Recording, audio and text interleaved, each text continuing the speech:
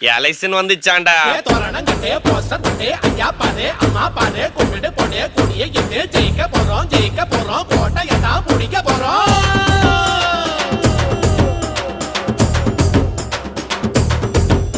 ஏ அண்ணா அம்மா நம்ம தங்கச்சியே அதிகமா ஜெயிக்க போறது நம்ம கட்சியே. அதுக்கு தான் போட்டு கேட்டா ஓட விடுவோம். இங்கே நமக்கு நம்ம ராஜாவுங்க ஆட்சிய அமைப்போம். போதுமா இன்னும் கொஞ்சம் வேணுமா